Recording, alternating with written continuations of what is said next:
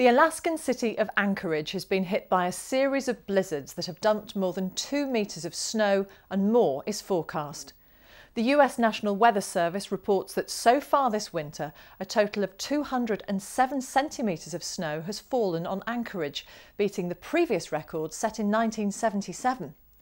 This season's snowfall is nearly double the average for the city, and forecasters say more is on its way. The latest storm was caused by a low-pressure system that formed over Prince William Sound, combining with a cold front from the north. Further east, the National Guard was ordered in to help dig out the isolated coastal town of Cordova. The community of 2,000 residents was buried under more than 5 metres of snow.